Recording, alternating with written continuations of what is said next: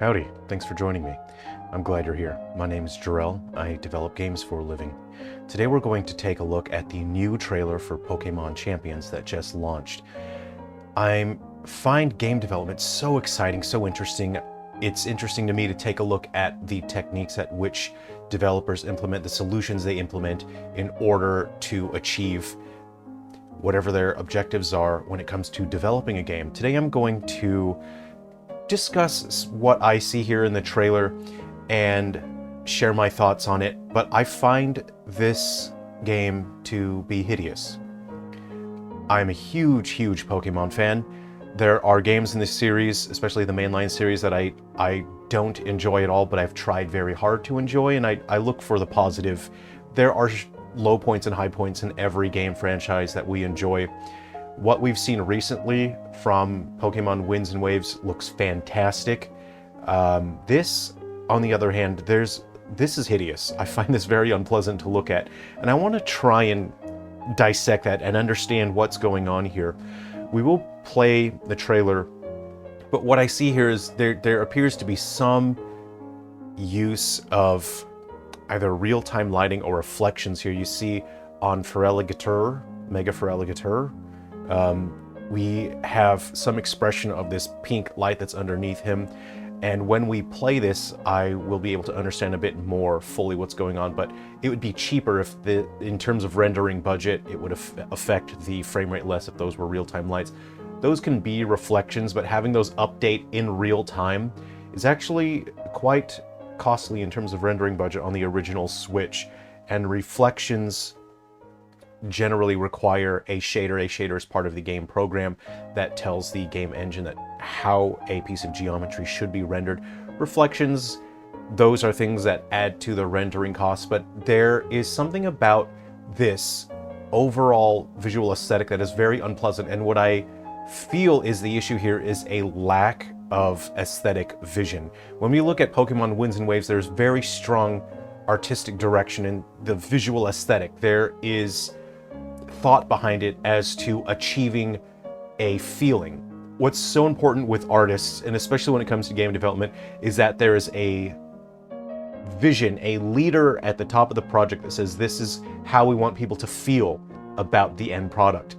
And this whole thing feels very workmanlike to me. And I'm wondering why, because Pokemon Winds and Waves looks so very strong. It looks the opposite to me. And this is very workmanlike. They are just producing an outcome here, and the visuals, I feel, are just hideous in terms of the aesthetic. Now,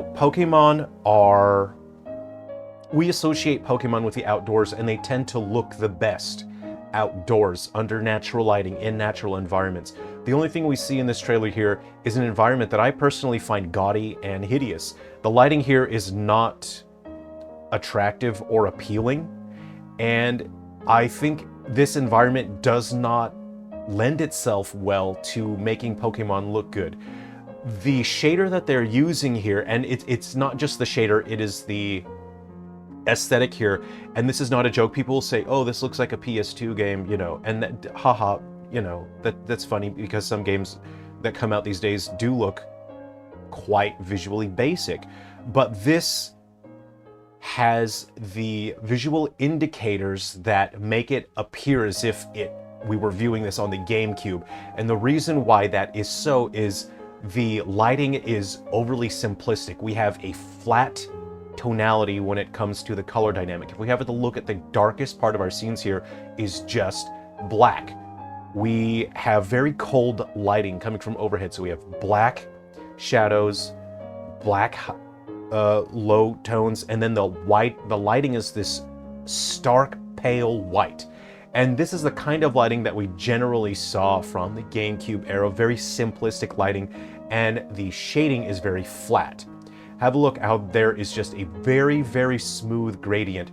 So there is use of normal mapping, and normal mapping allows the developers to convey a sense of bumpiness under the Milotic's eyes here, the suborbital ridge. We see use of normal mapping here. In the past, it was referred to as bump mapping, but that's not exactly correct these days, as we correctly call it normal mapping. You can see the use of normal mapping here, but I have not yet seen use of specular maps, and specular maps allow us to define how shiny a surface is by using grayscale values, black to white. White would be the shiniest and reflective, and then black would be matte, not shiny, not reflective. But then we also have alpha values that allow us to control that as well. And I'm not necessarily seeing that used in a way that would indicate that these 3D artists have a very strong understanding or a competent understanding of the use of specular maps in order to make 3D models look good. And that is a little concerning to me, because in Pokemon Winds and Waves, that looks fantastic. I find no faults with the aesthetics of Winds and Waves, and I find Winds and Waves to be fantastic. This is hideous. This is the ugliest thing. This, to me, is actually significantly less appealing. This is far more hideous than Scarlet and Violet. Scarlet and Violet at least conveyed some competence when it came to the use of normal map and bump mapping when applying conveying a sense of texture to the Pokemon. So they caught light in interesting ways. They reflected the light they're not reflecting, but they're catching the light and reflecting it in specific ways. And that's not what we see here. We see very, very, very flat lighting on everything. And I'm not see here on Lucario's shoulder pads.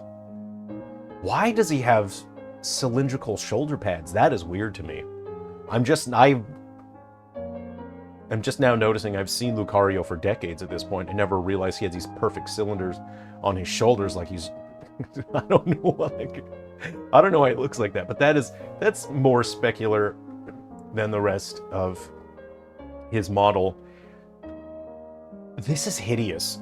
The very smooth, flat gradient from the brightest tone to the darkest tone is so flat.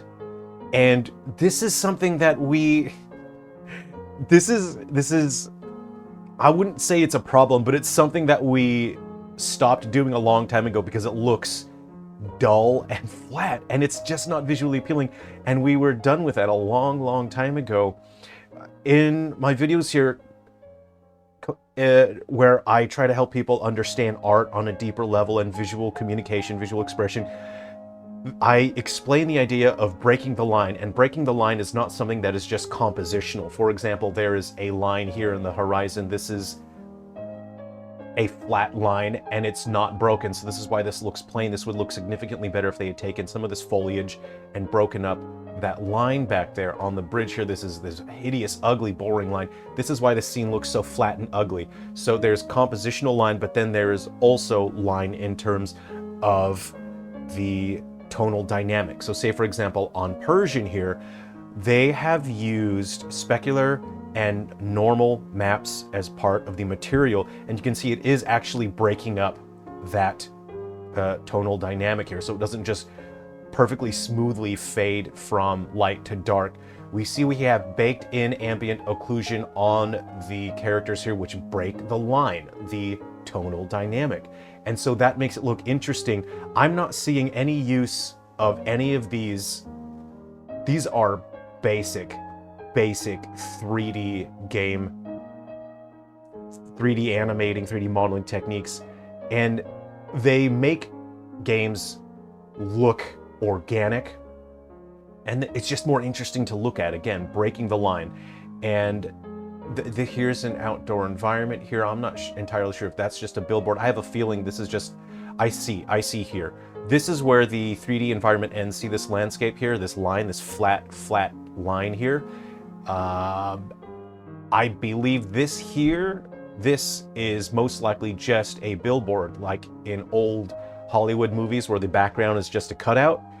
This is just a cutout. This here, I do not believe that is 3D model. That is just a flat cutout. The skies are on its own separate piece of geometry, the clouds, so the clouds can rotate around the field and it can convey a sense of movement in the clouds, I believe. Let's see. we don't get enough time to see that. That's how I would have implemented it. So we did see some movement in the clouds just there. And the outdoor environments are very basic looking. And then I looked up who the developers are, and it is a team that is some sort of agreement between the Pokemon Company and ILCA.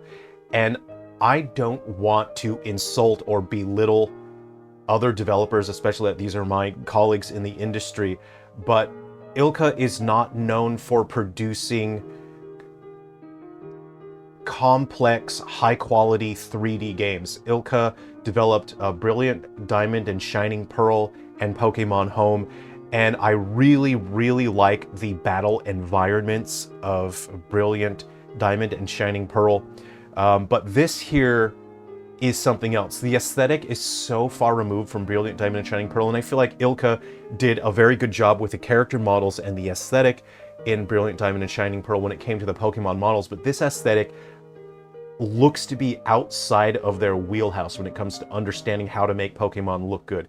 And the reason why the Pokemon looks so much better in Brilliant Diamond and Shining Pearl is that they didn't use this very flat shading on the characters. They used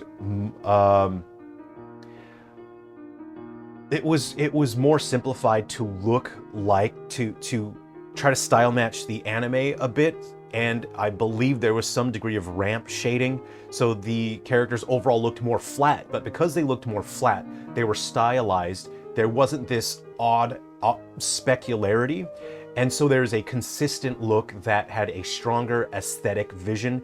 This is a nightmare. This is a visual nightmare. If I didn't know anything about art, if I was just playing games casually, this wouldn't bother me because it would just remind me of GameCube, and I'll think, oh cool, I liked the GameCube.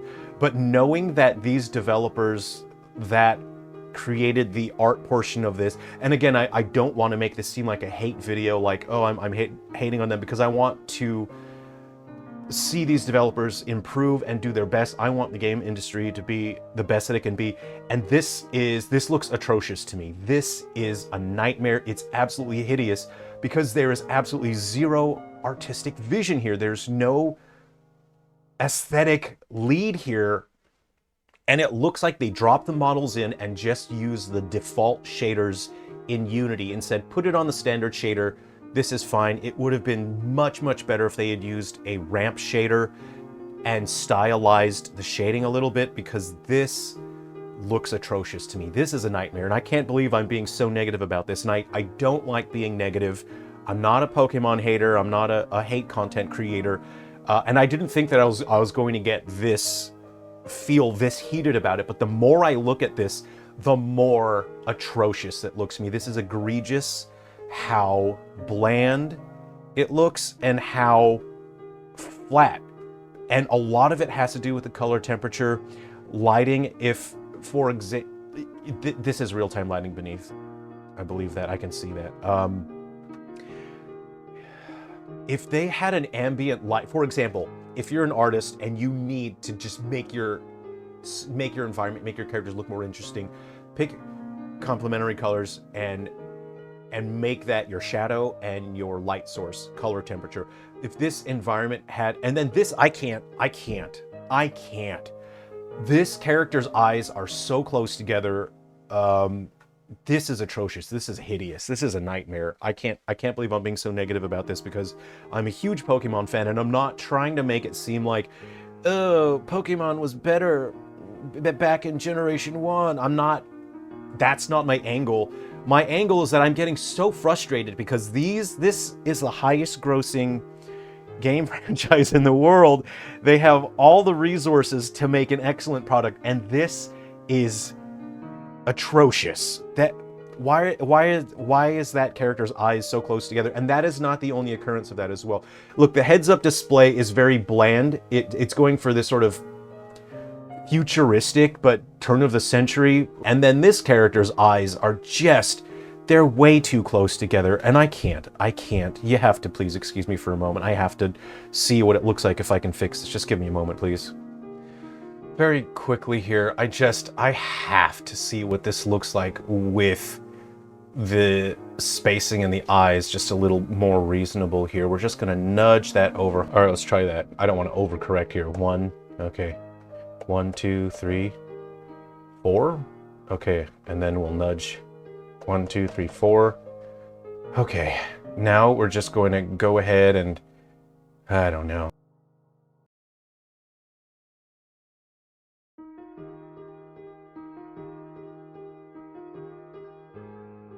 Whoa, the eyes are really, really low on the face. Okay, all right, there's before and after. Before and after. Which one do you guys think looks? Which one do you prefer? There's before and after. I don't know. I've wasted time on something that absolutely does not matter. Let's go ahead and get back to the trailer. Okay, so here we are. The mechanics of this, you play, you earn your VP, and you can use that to adjust your Pokemon's, it looks like their effort values, because based on what I see, I suppose you would be able to adjust their individual values as well. You can change their nature by expending VP. You may change the ability, the moves. Now, what will either cause this game to sink or fly is the rate at which people are able to organically gain VP through the normal course of play. And if VP gain is so slow that people have to spend money to earn VP, that is going to be very damning for the situation, because it turns it into pay to win, and I'm not interested in a pay to win situation. It's bad enough that this game looks extremely cheap. And again, I don't want to be negative about this. I try to be positive. I try to be helpful to other people. If I can help other developers, that is my primary goal in offering any sort of critique. But this is atrocious. Oh, that Scizor is... I feel like I'm back in 2004 with Pokemon Battle Revolution, or whenever that game came out. What is up with the Scizor, man? It's this plasticky specularity to the character that I thought we left this behind about 18 years ago, but here we are again, and this is the wrong kind of nostalgia. Now, at least there is some degree of rim lighting on the characters. We have rim lighting you see on the edges of the character. That can be achieved in a very, very simplistic, basic way, so I'm not going to congratulate them on something that a child could do in a matter of seconds. I have to apologize. I'm going to apologize genuinely, because I did not think that this trailer was going to make me so angry. Oh, look, we have some usage of a specular map here defining this part of the clothing being more specular. See the pattern just there. So they do know how to use specular maps. They just don't know how to use them on the Pokemon. I'm not sure if they have different modelers that are working on the clothes than the ones who are working on the Pokemon. In general, 3D modelers can specialize. They may have teams that specialize in particular things. You may have team members that specialize in making clothes. So the team members that make the clothing models are not necessarily the same team members that are making the Pokemon 3D models. And I can't believe how angry this is making me. I can't believe I've spent already 20 minutes getting angry about a free video game that's pay to win that absolutely does not matter. The particle effects they're workmanlike. There's nothing bad about them. There's nothing great about them. They're just particle effects. They're standard. Oh man. If you're looking for someone that makes angry hate content, please don't subscribe for that. That's not my intent here. This has organically just upset me. I thought I was going to go into this and discuss in a constructive way, you know, how the visuals could be better. But oh boy, this made me genuinely angry. I apologize. I'll find something more fun,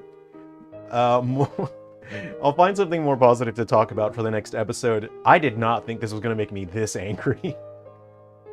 And again, it's not from a, ooh, Pokemon was better back in my day. I'm frustrated because as a game developer, I expect to see a product in this franchise be significantly better than what I'm seeing. I just expect my colleagues in the industry to do better than this. Anyway, I hope this is not taken as an insult. I'm a huge fan of Pokemon, and I would like to see this game... I'd like to see the series do well. I'm not necessarily interested in this, having seen that. And also, this pay-to-win system of you only have 30 Pokemon, and then if you get this starter pack, you get an extra 50. That's not something that appeals to me, so I will be looking forward to Winds and Waves, but I'm not looking forward to playing this. But it's free to play. I might install it and then never play it. Okay, take care. I'll see you around.